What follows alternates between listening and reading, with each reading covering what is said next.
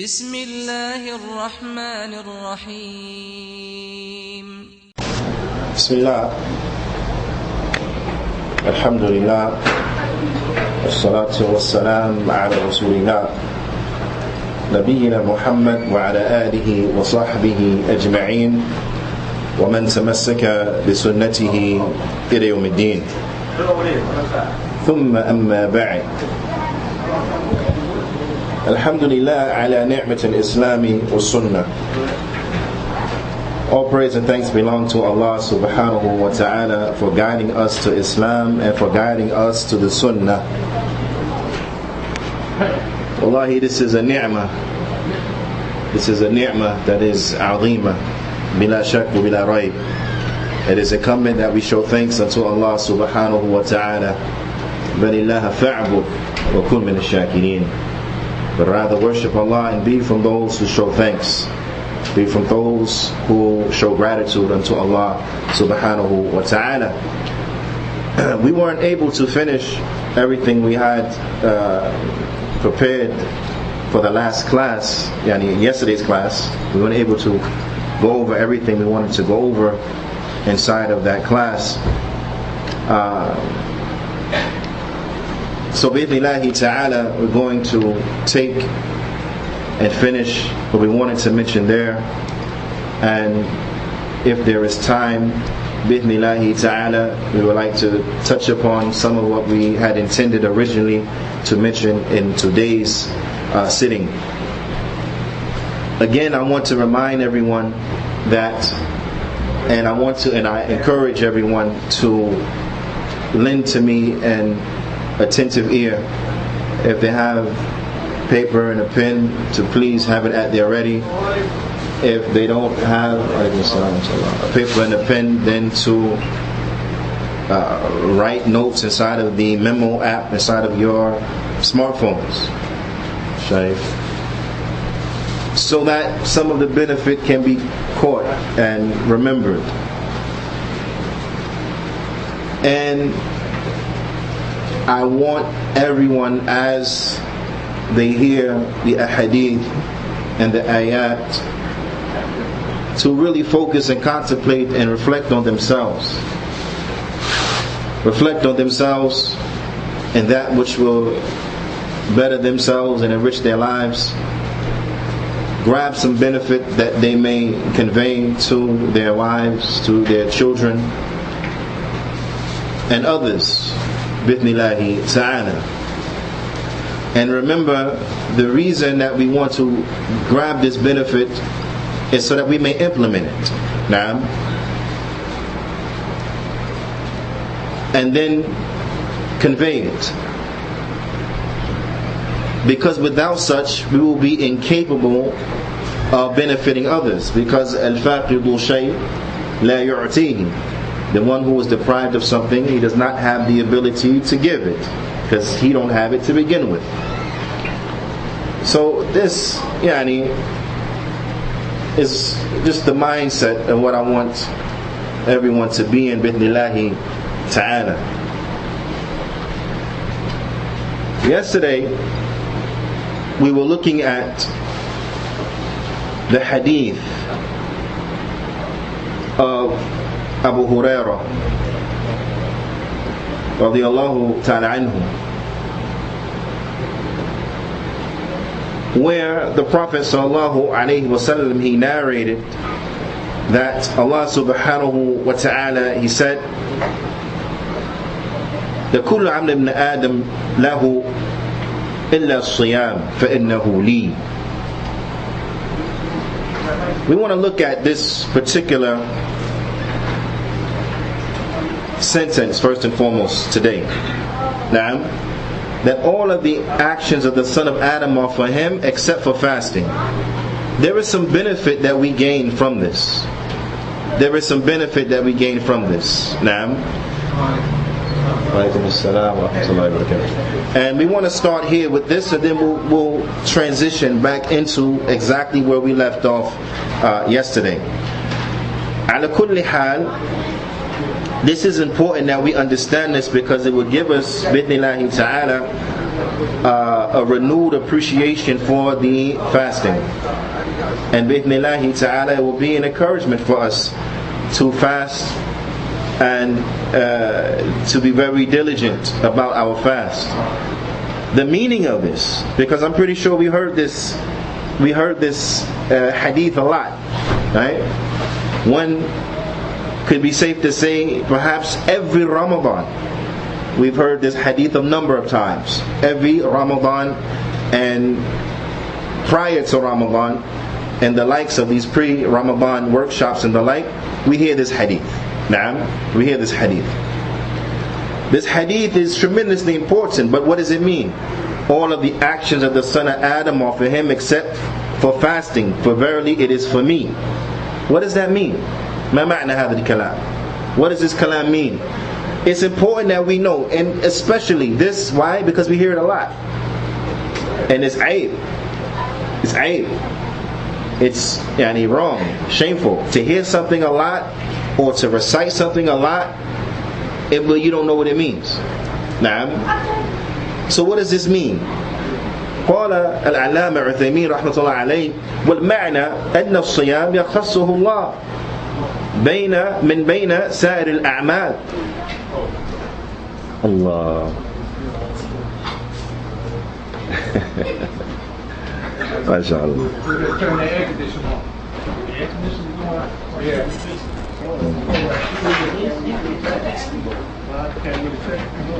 There you are. Yeah, I think it's doing the juice. No. Mumtaz. Wait. على كل حال, what does this mean? Is that Allah subhanahu wa ta'ala, He has specified the fasting, as-siyam, from the other actions, from the other righteous good deeds. That fasting is specified, right? لأنه أي الصيام أعظم العبادات إطلاقا. And this is because fasting, it is the greatest of the acts of worship, period. Fasting is the greatest of the acts of worship, period. فإنه سر بين الإنسان وربه. Because fasting, it is a secret between the slave, between the individual, the human being, and between his Lord. It's a secret between him and his Lord. نعم. لأن الإنسان لا يعلم إذا كان صائما أو مفطرا. Because the individual, you don't know whether he's fasting or not. Right? Just by looking at a person, you don't know whether he's fasting or not. You don't know. Whereas the other actions, upon looking at a person, you can tell what he's doing. If a person is reading the Qur'an, you're looking at him, you can tell he's reading the Qur'an.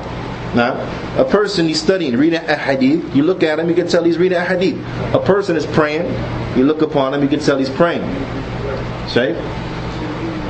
Person making hajj, tell he's making hajj, making umrah, tell he's making umrah, so on and so forth. So, the other acts of worship, they're different, you see, from fasting. Whereas fasting, a person could be fasting and it's not known whether he's fasting or he's not fasting. No one knows. Naam, huwa ma'anas wala yu'lam bihi. He's with the people and no one knows. No one knows why. Niyatuhu baqina, because his intention is inside of his heart. His intention is in his heart. So we can't see that, right? So this is a secret between him and between Allah subhanahu wa ta'ala. فَلِذَلِكَ كَانَ أَعْظَمْ إِخْلَاصًا. And for this you will find that it is greater in the ikhlas. Naam. And I want you to keep this in mind, because the ulama, they mention that those secret acts of worship, the secret acts of worship that a person does that nobody else knows about, right? Like the person gets up in the middle of the night, everybody in the house is sleeping, no one in the house knows he's even up or she's even up.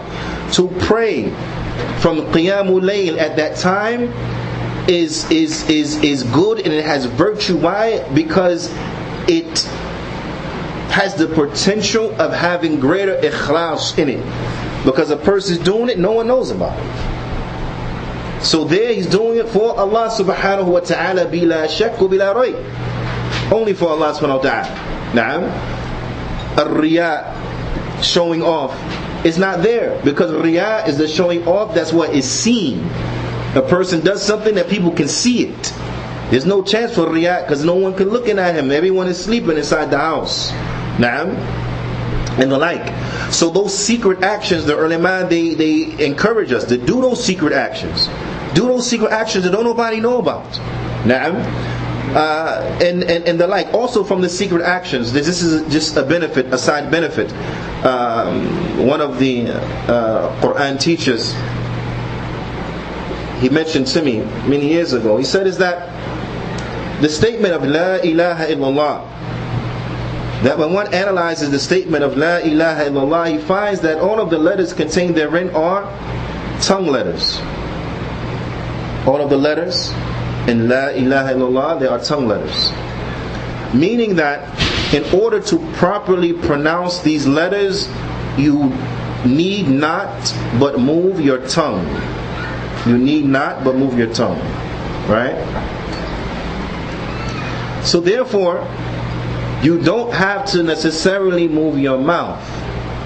So you can say La ilaha illallah without moving your mouth, and no one will know what you're saying. You understand? He said, so this is a good way to what? To secretly make dua unto Allah subhanahu wa ta'ala in a manner that even those who are with you don't know what you're doing. This is an excellent opportunity, because it hints to what? Those secret acts of worship. It hints to those secret acts of worship, because they contain therein what? More ikhlas. So the fasting, getting back to fasting, it has more ikhlas in it, because it is a secret between the abd and between Allah subhanahu wa ta'ala. And that was what we were talking about yesterday. What is that? Fasting helps reinforce, is a reinforcing of Tawheed. And Tawheed, bila shak bila rayb, is the greatest thing that Allah subhanahu wa ta'ala, He has commanded us with. Tawheed is the purpose for which the creation was created. Tawheed, the purpose that the prophets were sent. Tawheed, the purpose that the books were revealed, so on and so forth. Tawheed is the greatest aspect of our existence, is what is to establish the Tawheed. To establish Tawheed. So being that fasting has in it greater ikhlas, then it shows you the superiority of fasting, and that fasting is not like other acts of worship. So from one standpoint, this is the meaning. Because it contains a greater level of ikhlas, it's not like other acts of worship, so therefore it is for Allah. So Allah Ta'ala, He says, إِلَّا الصِّيَامَ فَإِنَّهُ لِي, except for fasting, for verily it is for me. Naam. This is one aspect of the meaning. فَاخْتَصَّهُ اللَّهُ مِنْ بَيْنَ سَائِرِ الْأَعْمَالِ. So Allah Ta'ala has specified fasting over the other actions. So a person can come in and say, what's one of the meanings that fasting is for me? Is because Allah has specified fasting from the other actions. Has specified fasting from the other actions. So one of the meanings, again, one of the meanings for that all of the actions of the son of Adam are for him except for fasting, then verily it is for me, and I will reward him for it, is that what? Is that fasting is only and solely for Allah subhanahu wa ta'ala. He specified it away from the other actions. That's one of the meanings. That makes sense? Another meaning goes back to the hadith itself, is that the hasana bi'ashri amthaliha ila 700 ضعف, that the action is multiplied by 10 times all the way up until 700 times. Right? Is that the action, the regular good deeds outside of fasting, they're multiplied from 10 times all the way up to 700 times. Fasting is different.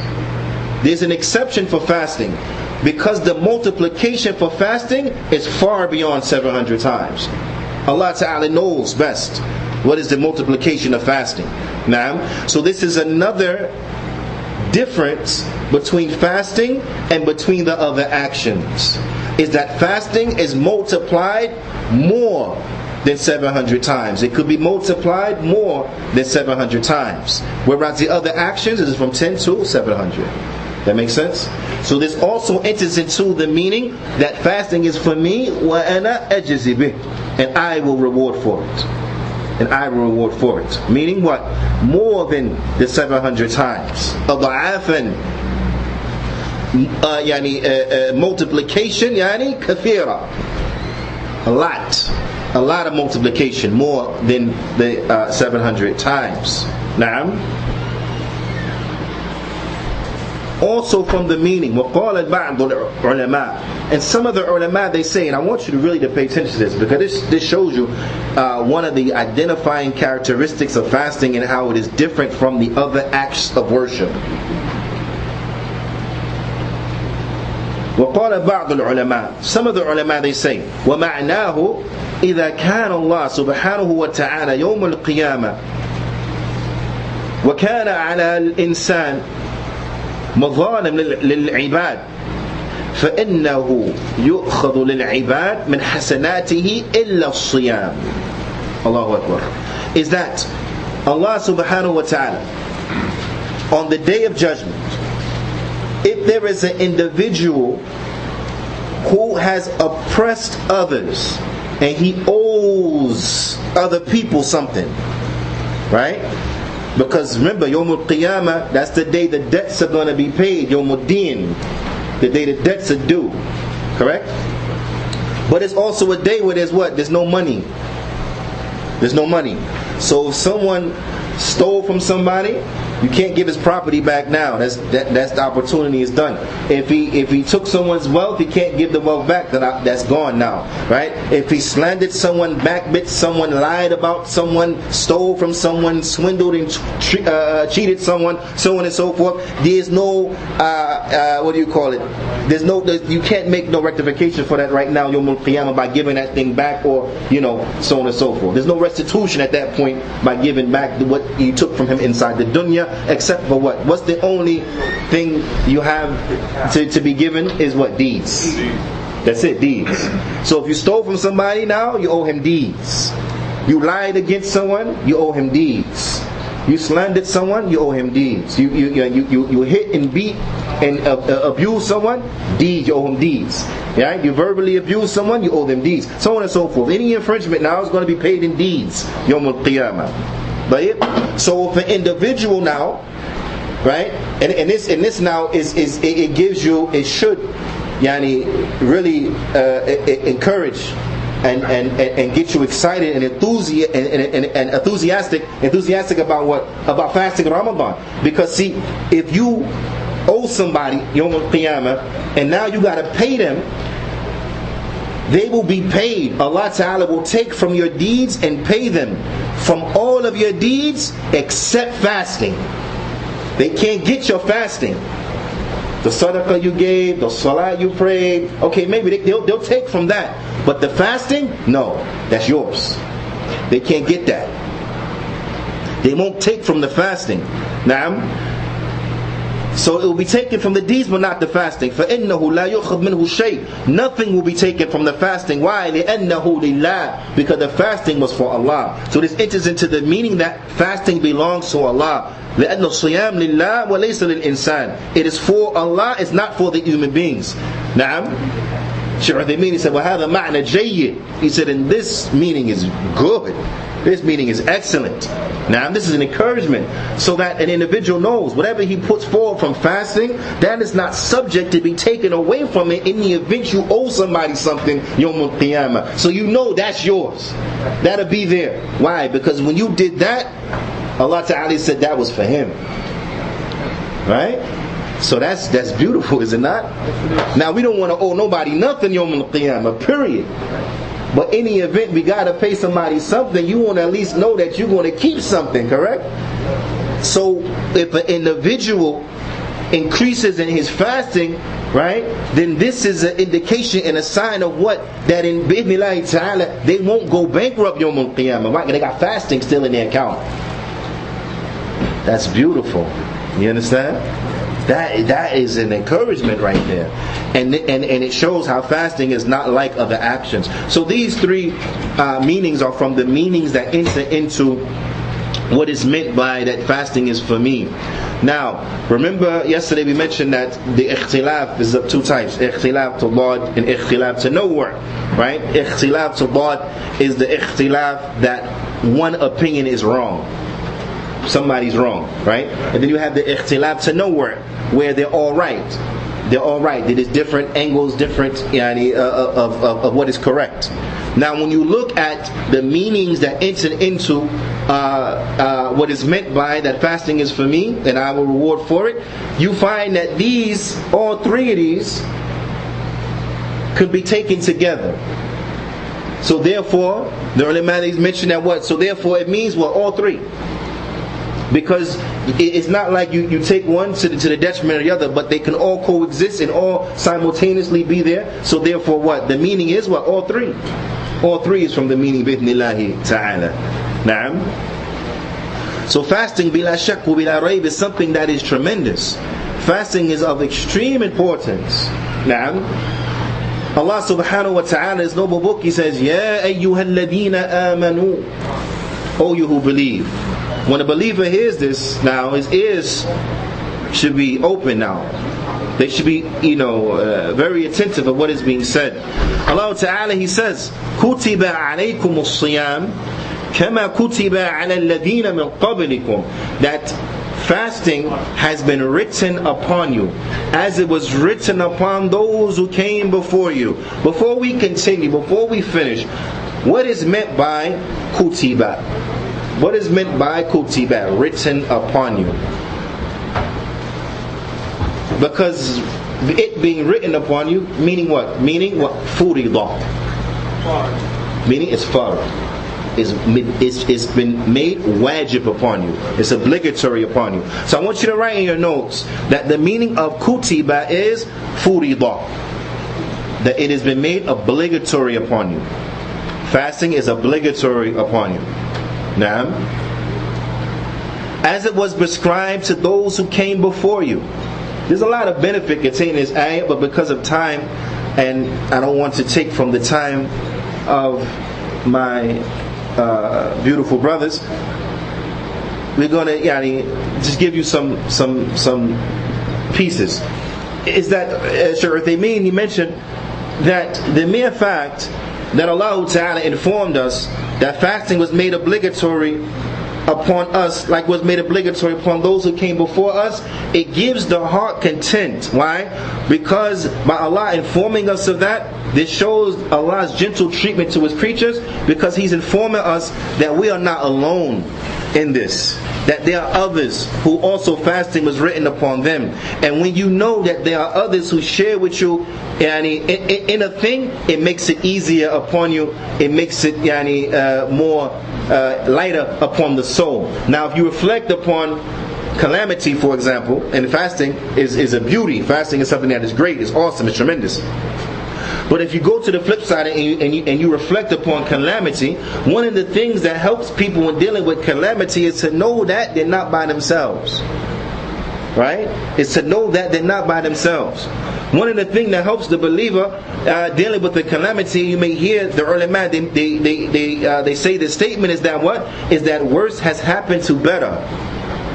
Now, when you look at the Anbiya, look at the Rusul, look at what the lives that they had and how difficult it was and how rough and tough and so on and so forth. So no matter what we may be going through in our daily lives, when you reflect upon the Anbiya and the Rusul and what they went through, you realize worse has happened to better. So that helps you better cope and deal with what you're going through. Correct? Right.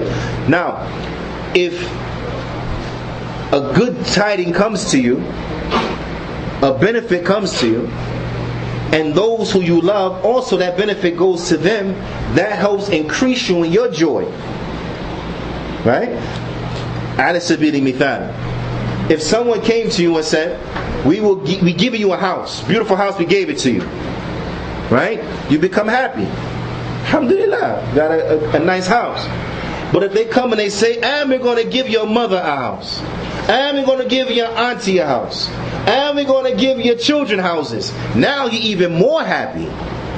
Even though those houses are not yours, but now you're more happy because not only am I getting a house, but my mother gets a house, my children get homes, and my aunts and uncle get homes. Subhanallah, now you're even more overjoyed and happy. So Allah subhanahu wa ta'ala in this ayah, He informs us that fasting has been written upon us as it was written upon those who came before, because what? This is from those things that bring joy to the heart of the believers, knowing that fasting has been written upon all of the believers ever. Was upon them to fast. So this makes us even more happy, right? It makes you even more happy to know that what, for lack of a better term, that what you're part of a legacy of fasting with the believers. Makes you more happy. Correct? Allahu Akbar. Naam. Shaykh Uthaymeen rahmatullah alayhi says, فَوَجَّهُ اللَّهُ الْخِطَابِ لِلْمُؤْمِنِينَ. That Allah Ta'ala, He addresses the believers. He addresses the believers. Now I want everyone to open up their ears and listen good. Why? Why Allah Ta'ala address the believers here? Why is the nida here? Why is the calling here? Ya ayyuhalladhina amanu. Oh, you who believe. Why is the call here addressing those who believe? Because Allah subhanahu wa ta'ala in the Qur'an, He calls by different things, right? Ya ayyuhan nas. Oh human beings. Ya ayyuhal insan. Oh, humans, and the like. Oh, mankind, oh, humans. But this address here is what? Ya ayyuhalladhina amanu. Oh, you who believe. Showing us that there is a connection between the iman and between that which is going to be mentioned next. So, why is it addressed to the believers? لماذا?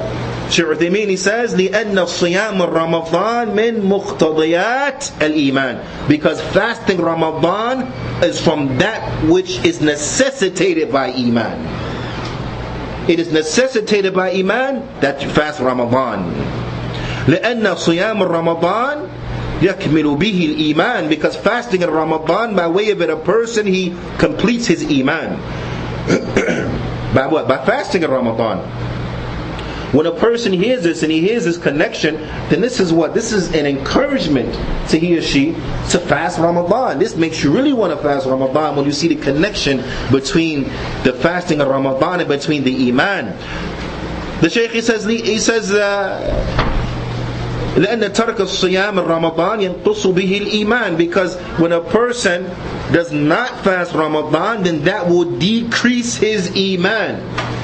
It will have an ill effect upon his iman. And of course, this is speaking about those individuals who don't fast and they have the ability to fast. This is not talking about those individuals who they are not able to fasting. So those who have a sickness that is perpetual, that they don't anticipate any type of cure from it in their lifetime, then these people, they're not allowed to fast. They're not allowed to fast. So for them, because they can't fast, what do? Then they feed a poor person every day in its stead. So they still have the khair that they're going to get, but their khair comes from feeding people because they can't fast. So for a person who has diabetes, for example, they can't fast. Because if the sugar, it dropped, then what happened? They're under threat of going into a diabetic coma, which could result in death.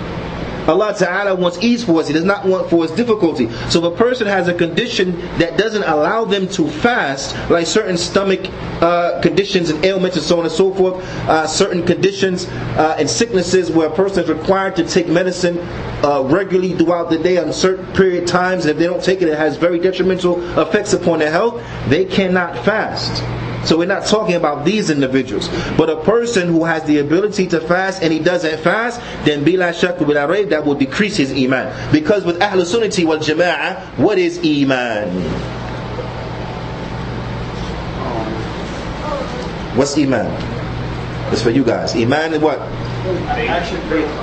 Actions, limbs, actions of the tongue, statements of the tongue, and actions of the heart. Wait, what else? That's correct. Iman is what? Statements of the tongue, actions of the limb, belief in the heart. What else? It means faith, ahsant. But what else? Prayer. No. Increase and decrease. Now, it increases and it decreases. Like, it goes up with what? Good deeds. Good deeds, obedience. It goes up. Bad deeds, what it do? Go down, disobedience. Go down, disobedience. Naam. Like, the ulama, they have sitta nunat. They put it together, sitta nunat. 6 noons, right? No, khamsa nunat, 5 noons. Khamsa nunat, 5 noons. Right? And because each thing ends in noon. Al-Iman, Amal, Al-Iman, let's go first. Al-Iman, Qawl bil-Lisan. See? Lisan ends in noon. Qawl bil-Lisan. Amal bil-Arkan. I'tiqad al-Janan. Yazid bi-ta'at al-Rahman. وينقص بطاعة الشيطان. 5 noons. That Iman is a statement of the tongue. Huh? Lisan. No. Right. Action of the arkan. Action of the limbs. Arkan. No. Right? 2 noons. Right. I'tiqad al-janan. Janan, heart. Belief in the heart. No. Janan. No. Right. It increases with obedience to Ar-Rahman. It increases with obedience to Ar-Rahman. Allah subhanahu wa ta'ala. How many noons is that so far? 4. And it goes down with obedience to Shaitan. Noon. So that's why they call it 5 noons. Now, but that's Iman. Right. So if a person doesn't fast Ramadan, that's a sin. Correct? So that's going to do what to his Iman? Which one? Decrease. Decrease with the D, right? Not the N one. The increase is up, decrease down. Like, it's going to decrease. Right? Or the I one. That's the N, right? N sound, I, increase, decrease. Like, huh? Don't get me confused now, man. I start, make up my own spelling for stuff. So, not fasting is going to decrease a person's Iman, because he's making sins now. He's making sin. They're going to decrease the Iman, and it is incumbent that we safeguard our Iman. We safeguard our Iman, and we safeguard our Iman by doing righteous good deeds and staying away from sin. If we fall into sin, what do? We repent. Now we make tawbah unto Allah subhanahu wa ta'ala. Naam. So with this, if a person doesn't fast in Ramadan, it decreases his Iman. The Shaykh Uthaymeen says, وَاخْتَلَفَ الْعُلَمَاء فِيمَا لَوْ تَرَكَهُ تَهَاوُنًا. The ulama, they differ. If a person leaves off fasting due to laziness, and it's important we understand this. They differ if a person leaves off the fast because he's lazy. Now, if a person leaves off the fast obstinately, he said, I'm not fasting Ramadan, because you don't got to. Do the ulama differ about that person? No. Because that person's what? Arrogantly. He's arrogantly. That's a safe answer. But the person is what? He's a kafir. He's a disbeliever. He has to make kufr. If a person says ain't no such thing as Ramadan, fasting in Ramadan, that person's a kafir. The ulama don't differ about this person. The person that doesn't fast absently, then this person's a kafir. There's no ikhtilaf there. The ikhtilaf comes if a person doesn't fast but it's out of laziness. He said, I know I should fast Ramadan, but I just don't, for whatever reason. I'm lazy. Right? That type of person. Allah musta'an. I had a Muslim tell me one time, it's hard for me to fast for Ramadan. I said, Akhi taqillah, why? He said, I be fasting, man, I get hungry. That's Allah musta'an. I said, that's not mushaqqa, ya shaykh. That's not difficulty, man. What are you talking about? The shaykh, they mentioned, you got a person got to have a true difficulty, a medical reason, medical ailment that doesn't allow you to. He said, I get hungry. I said, come on, man, fear Allah. What do you mean?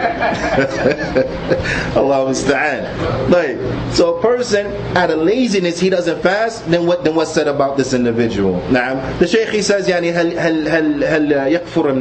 does he become a kafir or he's not a kafir? The shaykh, he says, sahih, the correct opinion, أنه لا يكفر. He does not become a kafir. He's not a kafir.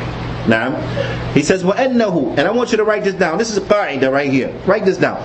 أَنَّهُ لَا يُكْفَرْ الْإِنسان بِتَرْكِ الشَّيْء مِنْ أَرْكَانِ الْإِسْلام سِوَى شَهَادَتَيْن وَالصَّلَاةِ. Because a person does not become a kafir by leaving off and abandoning anything from the pillars of Islam except the shahadatain and the salah.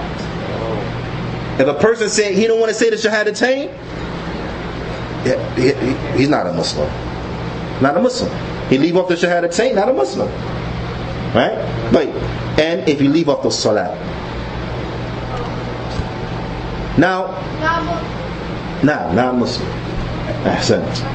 Now with the salah, we know there is ikhtilaf. We don't want to get too much into it because it'll draw away from what we really want to talk about right now. But the strongest opinion, and when you hear strongest opinion, understand as nasbi, as the Alama Shaykh Muhammad Aman al-Jami mentioned. Whenever you hear anybody say Juyaanee qawl rajih, the strongest opinion, that's nasbi, meaning to them. Because the strongest opinion to me may not be the strongest opinion of somebody else. But the strongest opinion to me, as it relates to the issue of is a person a kafir if he don't pray or not, then it is like Al-Alama Shaykh Salih Abdis al-Shaykh he mentioned, is that not praying is kufr. Period. Not praying is kufr. He says, now, how do we understand that it's possible that some people who don't pray are still Muslim? He said, because not praying is kufr. Just like praying to other than Allah is kufr. If a person prays to a wali from the awliya, that's kufr, correct? No one debates that. That's shirk, it's kufr. This makes you a kafir. No one debates that. But how many of the Muslims in the world pray to saints? How many Muslims in the world pray to their awliya? The Sufi people, they pray to their awliya, dead in the grave. They pray into them. Now you have ignorant Muslims, they pray to the Prophet ﷺ. You see them in Medina facing the opposite direction of the Qibla, praying to the Prophet ﷺ. Now, do we say all of these Muslims are kuffar? No, because we not khawarij. You understand what I'm saying? No, we don't say they're kuffar. Why? Because they may have an excuse. Because see, in order for kufr to fall upon a person, right? As Shaykh al-Bani he mentioned, it's qaida, write it down, is that a person has to, one, fall into kufr, right? He falls into kufr, meaning he does kufr. Then the proofs and evidences are established against him. Number two, proofs and evidences are established against him. The person understands the proofs and evidences established against him. Because the proofs and evidence can be established, but if they don't understand what's going on, then they still have an excuse. Okay? So they have to understand the proofs and evidences, right? And then if they're consistent and obstinately remain upon the kufr that they was doing after knowing that what they was doing is kufr, after the proofs have been established against them, then kufr falls upon them. Then they become kuffar. That makes sense? So in other words, all of the preventative factors have to be removed and the proofs and evidences have to be established. From the preventative factors is that what? Is that a person is ignorant. He doesn't know. If a person is ignorant, then he's not a kafir. Now, the vast majority of the Muslims in the world who do this, we can safely say what? They're ignorant. They don't know. They're ignorant. Right? Also, from the preventative factors is that if a person was given a false interpretation, if one of the ulama al-su, the evil ulama, taught them falsely, telling them you can pray to the awliya and it doesn't negate your tawheed, it's in line with tawheed, because they tell them that tawheed just means that Allah is our Rabb. That's all tawheed mean. But you can maybe pray to someone else so they can get you closer to Allah. It doesn't infringe upon tawheed, because the meaning of la ilaha illallah is la rabba illallah, la khaliq illallah, so on and so forth. So they teach them a wrong meaning. So these people do it while saying la ilaha illallah because they don't believe that what they're doing infringes upon the kalima of la ilaha illallah. So they've been lied to. They've been tricked, bamboozled, hoodwinked. Right? So these individuals, they're not kuffar because they have an excuse. So on and so forth, to the end of what the excuses are. So the excuses have to be removed, and then the proof has to be established, and then they become kuffar. Now, this is the principle. Now, and this is very important. right? I can't overstate this. Is that it's incumbent to know that principles inside of the religion are derived from the text. That's important, because we live in a time where people get put into a jam, they get cornered, and they just start making up principles to get out. Newly invented principles. You understand? The ulama they warn against. Stay away from these people making up principles in times of fitna. Principles that ain't nobody never heard about ever before right now. You understand? Yesterday was something different. Now you in a jam. Oh, but the principles say. What principles? I ain't heard of principles before. What are you talking about? That's new. Ain't nobody before you heard of that. You ain't said that last year. You ain't said it the year before. Now it's a principle since when? Since you just made it up. Okay, got it. Anyway, principles, the real principles are derived from the proofs and evidences. So, where do we get this understanding from that a person has to fall into kufr, then the proofs and evidence established upon them before they become a kafir? Where do we get that from? Allah Ta'ala, He says, وَمَنْ يُشَاقِقِ الرَّسُولِ مِنْ بَعْدِ مَا تَبَيَّنَ لَهُ الْهُدَى. Whoever goes against the messenger after clear guidance is made known to them. نوليه ما ويتبع غير سبيل المؤمنين, and they follow a way other than the way of the believers. نوليه ما تولى ونصليه جهنم وساءت مصيرا. We will leave him to what he left himself to, enter him into Jahannam, what a worse of final abodes. The shahid is Allah Ta'ala says من بعد ما تبين له الهدى, after clear guidance is made known to him. Allah Ta'ala just didn't say whoever goes against the Prophet, the messenger, من شق الرسول من بعد, من شق الرسول ويتبع غير سبيل المؤمنين. Allah Ta'ala didn't say that. Allah Ta'ala didn't say whoever goes against the messenger and follows way other than the way of the believers in the ayah. But Allah Ta'ala says بعد ما تبين له الهدى, after clear guidance was made known to him, showing that what? It has to be established, the hujjah. The person has to be shown that you're going contradictory to the Prophet sallallahu alaihi wasallam. You're going contradictory to the way of the Sahaba. You're going contradictory to the way of the believers. Now, so this is where we understand it has to be proofs and evidence established against them. But ala kulli hal. So if a person don't pray, he just don't become a kafir because he didn't pray. Because what? It has to be proofs and evidence established against them, showing them the status of the prayer and the importance of the prayer, and how the difference between us and them is the prayer. So the one who was left the prayer, the Prophet ﷺ said what? فَقَدْ كَفَرْ. The one who was abandoned the prayer, he has become a kafir. Right? But it has to be established against the proofs and evidences. So just merely not praying doesn't make a person a kafir, but he still fell into kufr because not praying is kufr. Make sense? So if a person leaves the shahadatain and leave off the salat, then this is kufr. But the rest of the arkan of Islam, if a person never make hajj, he has the money to make hajj, he's physically capable, but he doesn't make hajj nor umrah, then he's not a kafir, he's a sinner. Naam. Being like this decrease his iman, no doubt, but he's not a kafir. Naam. A person doesn't pay zakat, he's stingy, he don't pay zakat, he's not a kafir. Even though he never pays zakat ever, he's not a kafir.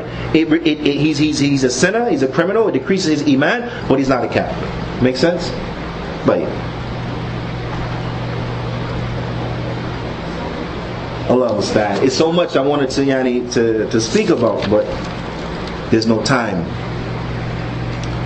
But the last thing I want to talk about, this is very important.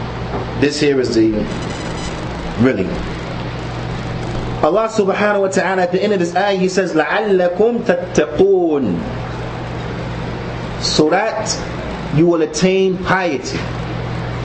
Fasting, from the benefits of fasting, is that an individual by way of it attains piety.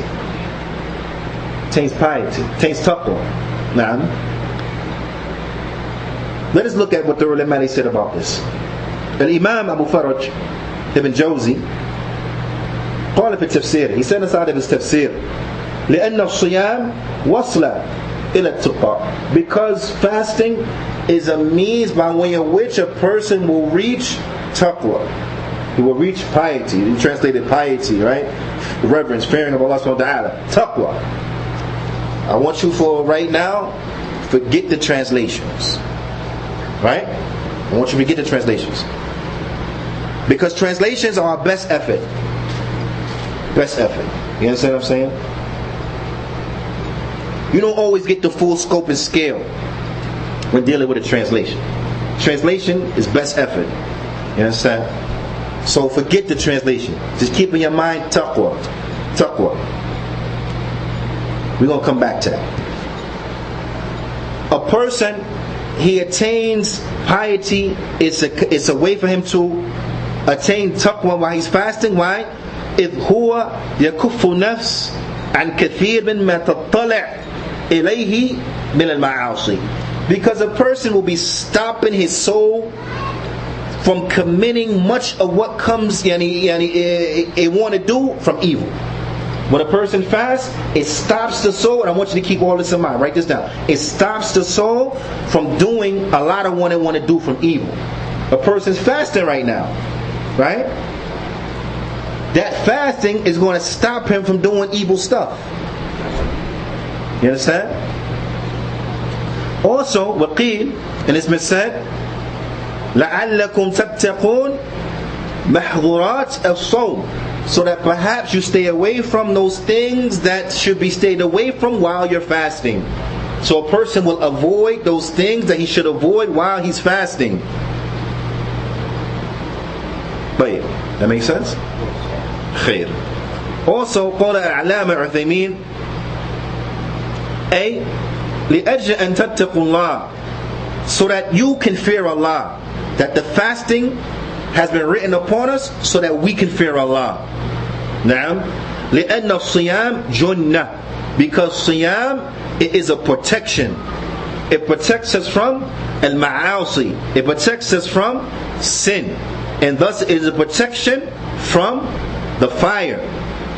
لأن, now I want you to pay very close attention. Protection from the fire. لأن من صام رمضان إيمانا واحتسابا غفر له ما تقدم من ذنبه. Because whoever fasts Ramadan out of iman and anticipation of the reward, then he will be forgiven of his previous sins. A person forgiven of his previous sins, he has no sins. Does that sound like a person that's going to go to hell?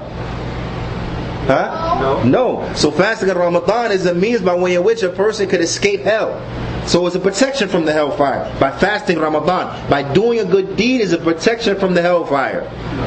I want you to keep that in mind too. Inshallah ta'ala, I'm throwing you dots, but we're going to connect the dots soon, inshallah ta'ala. So remember, staying away from sin and transgression, this is from taqwa. Doing the righteousness, this is from taqwa. Naam. Taqwa. Right. قال الشيخ عثيمين لعلكم تتقون, so that perhaps you fear, or so perhaps that you have taqwa, من أجل التقوى, because of taqwa. نعم. وهي حكمة, you're fasting so that you can get the taqwa, and this is the wisdom من إيجاب الصوم, from making fasting obligatory. يدل على هذا, and what is points to this, and I want you to pay close attention so you can see the beautiful mind of Shaykh Uthaymeen. You understand that? His deep understanding.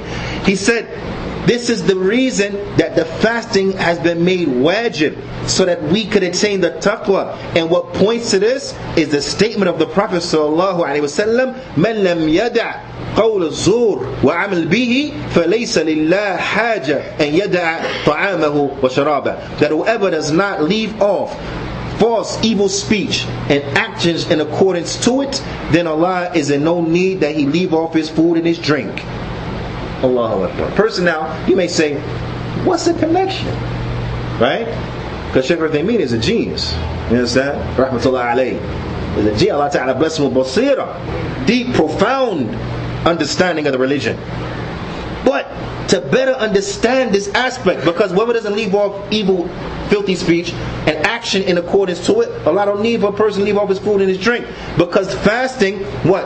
The purpose and the intent and the goal of fasting is not to leave off food and drink, but it's to leave off false speech and actions in accordance to it. The purpose of fasting is not to leave off food and drink, but it's to leave off the haram and that which Allah hates and is not pleased with. That's the purpose of fasting. Now understand this: if a person can leave off food and drink, which is obligatory outside of the time of fasting, if you can leave off that which is halal outside the time of fasting, then undoubtedly you should be able to leave off that which is haram, what you shouldn't be doing never anyway. That makes sense? Yeah. Right. So fasting is a training ground. Now, Let us understand, so we can understand better why and how Shaykh Uthaymeen was able to connect these two concepts together. Is because what? Is because what is taqwa? What is taqwa? We say fear of Allah, right? But then they say reverence, correct? But it's deeper than that. That's why I'm saying the translation is like best effort. At-taqwa lugha fil lugha. Let's start with the lugha. In the language, taqwa means al-hadar. Hadar, to beware of something. Watch out for it. Yuqal at-taqaytu shay. At-taqaytu shay. I what do you say? How you say it in English? I took caution from something. Beware of something. I took caution from that. I watched out for it. Right? That makes sense now? Beware or beware? No, beware. Beware. Caution, danger. Beware. Right? So a person, he takes caution from something. This is taqwa. In the lugha. This is one aspect of taqwa from the lugha. Another aspect of taqwa from the lugha, which might make it maybe a little more clearer, is that at-taqwa here is اتخاذ الوقاية وهي الحفظ الشيء مما يضر. Is that taqwa is to take a protection. Another aspect of taqwa is that you take a protection. You protect something from that which will harm it. So this is why I say hadar. I'm going to beware of something. Why? I'm going to beware because I don't want it to get harmed. Like a person, he's going to beware of where he put his foot. He's not going to put his foot in a bear trap. Right? He's going to have an hadar minhu. He's going to be cautious. Why? Because he know he put his foot in the bear trap, he's going to mess his foot up. It's going to hurt his foot. So in protection of his foot, he ain't going to step in a bear trap. That makes sense? Yeah. You understand? But this is from what it means taqwa. That a person, he takes caution, he bewares of something. He takes a shield, in other words. And this enters into al-asl taqwa, the ulama they mentioned. Al-asl taqwa here, and yaj'al al-abd baynahu wa bayna ma yakhafu wiqaya, is that a person takes between himself and between that which he fears a protection, a screen. If a person grabs a shield, right? Why he grabbing that shield? Because he's protecting himself from the tomahawk or from the sword. But he don't want to get hit by it. So he puts between him and that which he fears a barrier. This is the origin of taqwa. You with me? The origin of taqwa is that a person takes between himself and that which he fears a barrier, a screen, protection. So what is the protection now? At-taqwa, as the ulama they mentioned, and from the greatest definitions of at-taqwa, if you want to say istilahan, فلا بأس, is that what? At-taqwa and ta'amal بطاعة الله على نور من الله ترجو ثواب الله. Is that ثواب الله? Is that a person does obedience? A person is obedient unto Allah out of light, nur, meaning ilm, upon knowledge from Allah, desiring the reward of Allah. Now, is that a person, he does righteousness, he does the good actions, he does obedience upon nur, upon light from Allah, nur meaning knowledge, upon knowledge from Allah, desiring the reward from Allah. Naam. Also, وَأَنْ تَتْرُكَ مَعْصِيَةِ اللَّهِ مَعْصِيَةَ اللَّهِ عَلَى نُورٍ مِّنَ اللَّهِ تَخَافُ عَذَابَ اللَّهِ. Is that he stays away from that, you will stay away from disobedience unto Allah upon light from Allah, meaning upon ilm. A person knowingly stays away from something. Allah Ta'ala says thing is haram, so he knowingly stays away from it because Allah Ta'ala says haram. Prophet made a thing haram, he stays away from it because the Prophet conveyed to him that is haram. To the end. Makes sense? He stays away from it, what? Fearing the punishment of Allah. He fears the punishment of Allah. Make sense? So when one looks at taqwa, what does it mean to have taqwa? Then they understand first and foremost what enters into taqwa is performing the obligations, the acts of worship, performing the ibadat. This is by way a person can get taqwa. Because if a person is scared of Allah's punishment, if a person is scared of Allah Ta'ala being angry with them, being displeased with them, and so on and so forth, then what's the best screen that you can bring between you and Allah's anger is what? It's to do what He told you to do. It's to worship Him and Him alone. So your aqeedah gotta be straight, you gotta be upon the sunnah of the Prophet ﷺ, and you gotta bring forth the righteous good deeds. This is how you bring a screen between you and the punishment, is by doing righteousness, by doing righteous good deeds. If one will reflect upon that, and they go back to the first command in the Qur'an, the first obligation in the Qur'an, Allah Ta'ala, He says, Ya ayyuhan nas, another address talking to all the human beings. Ya ayyuhan nas, i'budu rabbakum alladhi khalaqakum walladhina min qablikum la'allakum ish tattaqoon. O mankind, fear your Lord who created you, and those who came before you, so that perhaps you will. Afwan, la. The translation is, O human beings, worship your Lord. Worship your Lord. Now, O human beings, worship your Lord who created you, and those who came before you, so that perhaps you will get what? Taqwah. Taqwah by way of what? Ibadah. I'budu. Worship who? Rabbakum, your Lord, who created you and those who came before you, so that you can get taqwah. So you can get what? You can get your screen of protection between you and what you're fearing. The adhab of Allah subhanahu wa ta'ala. And that's by way of what? The ibadah. If a person wants to have a screen between himself and Allah's punishment, then you do that by what? By worshipping Allah subhanahu wa ta'ala. By praying, by fasting, by giving charity, so on and so forth. This is how you get a screen between you and Allah, Allah's punishment. That makes sense? Also, by staying away from sins and transgression. By staying away from sin and transgression is how you avoid Allah's punishment. So what is going to be your screen of protection between you and Allah's punishment is that you avoid sins. Just like you will avoid that bear trap, because you don't want to get your foot hurt.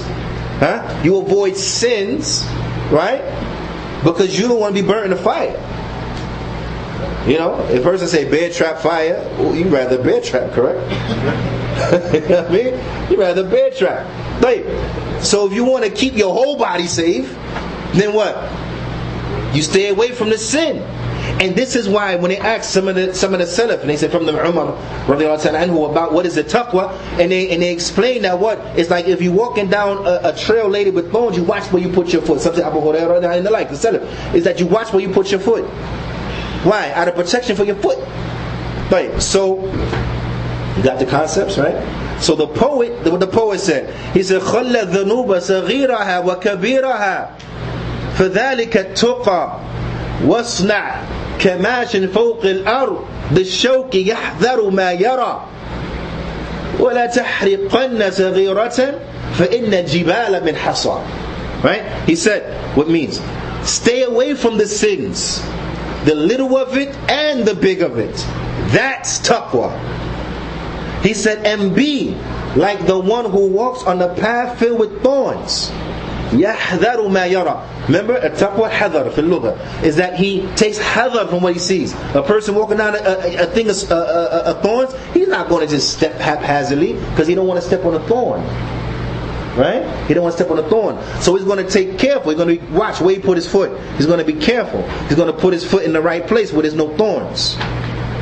And then he said, and do not underestimate, do not devalue the small sin. Do not underestimate the small sin. He said, because verily the mountains are comprised of smaller rocks. You understand? A person, the small sin is nothing. Small sin is nothing. They accumulate. Boom, that's it. Like a grain of sand. If I say, hey, put your hand out. You put your hand out. I put one grain of sand. You'd be like, that's nothing. Okay, I give you 2, 3, 4. You still, that's nothing, man. You thought you were gonna say something. Okay, now by the time I get to 100,000 grains of sand, different story, right? 1,000,000 grains of sand. Now I done covered you in your whole body. it's different, right? But a grain of sand by itself, nothing. But accumulatively, a whole lot. Likewise, the sins. Don't underestimate the small sin, because verily what? The mountain is from small rocks. They accumulate. So leaving off the evil enters into what? Taqwah. That's how you gain your protection between you and Allah Ta'ala's punishment. Allah Ta'ala, He says, Ya ayyuhalladhina amanu, la tuqaddimu bayna yadillahi wa rasulih, wattaqullah. O you who believe, do not proceed in front of Allah, do not proceed before Allah and His Messenger, and fear Allah. Showing us that what? That not proceeding, not making statements and actions, as Sufyan al-Thawri mentioned, that going in front of Allah Ta'ala, bil qawli wal amal, by saying statements before we know what's the statement we should say, by taking beliefs, Juyaanee, before we know what's the proper belief we're supposed to have. Don't do an action until you know what is the ruling from Allah and His Messenger. Do not proceed yourself in front of Allah and His Messenger. This is what enters into a person having taqwa. Because when a person does this, he's able to establish a barrier between himself and between the punishment of Allah subhanahu wa ta'ala. Naam. Ibn Abbas, he said, La taqulu khilaf al-kitab wa sunnah. Don't speak with that which contradicts the book and the sunnah. This is from what? Taqwa. Don't contradict the book and the sunnah. In other words, comply to the book and the sunnah. So compliance to the book and the sunnah, then this is what? Taqwa. Naam. Right. Allah Ta'ala, He says, Ittaqullah haqqa tuqatih. Fear Allah the way He should be feared, as they translate it. Meaning, have the right taqwa that you're supposed to have. Nah, I'm almost done. Right. A. Yuta' fala yu'sa. Obey Him and do not disobey Him. Yudhkara fala yunsa. Remember Him and do not forget Him. Wa yushkara wala yukfar. And He's to be thanked and not and gratitude shown unto Him, and He's not to be shown ingratitude and ungratefulness and the like. Like, this enters into the meaning of what is at-taqwa. Do the righteousness, stay away from the sin.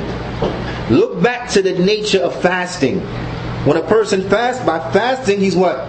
He's doing the righteousness. But while fasting, the Prophet ﷺ commanded us to do what? Stay away from lying speech and false speech and actions in accordance to it. So by fasting, he's doing the righteousness and he's staying away from sin and transgression.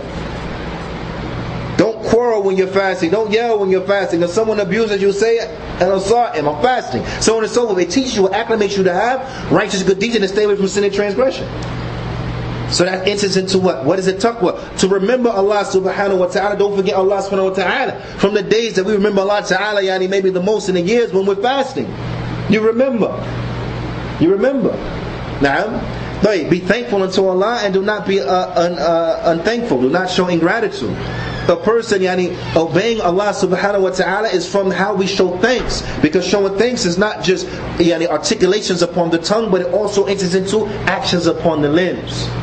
So a person, he is fasting, he's showing thanks unto Allah subhanahu wa ta'ala. He's obeying Allah subhanahu wa ta'ala. When he is, Juyaanee, he's being patient upon obedience. He's being patient and staying away from disobedience. And he's being patient upon the harms that may come to him from that which is decreed. Like the hunger pains, like the dry mouth, like the food headache, and so on and so forth. He's patient upon that. So he's showing all of the aspects of what? Of patience, and he is being thankful unto Allah subhanahu wa ta'ala. And we know that Imam Ahmad, he said what? He said, as-sabr nisfan. He said al-iman nisfan. He said that iman is two halves. Nisfuhu sabr wa nisfuhu shukr. Half of it is patience, half of it is being gratitude, being thankful unto Allah subhanahu wa ta'ala. What's the dalil? Is the hadith of the Prophet sallallahu alaihi wasallam, yani ajib amr mu'min. That is amazing, the affair of the mu'min. Yani khalasatan, skip to the end of the hadith. In asabahu sarra shakar فكان خير له وإن أصابه ضراء صبر فكان خير له. Is that the Prophet said that the status and the situation of the believer is amazing. The believer, the one who has iman. Then he mentioned two things, right? In connection to this, there was another sentence between that, but in connection to this, just skipping to the end because of time. Like, you with me? Okay. He said, if he is tested with good times, he's thankful. That's shukr. It's thankfulness, right? And that's better for him. And if he is tested with difficulties, Darra, things he don't like, distasteful things, calamities, he's what? Sabr. Then he's patient, that's better for him. So that's the two halves of Iman. Shukr, sabr. That's where Imam Ahmed got that from.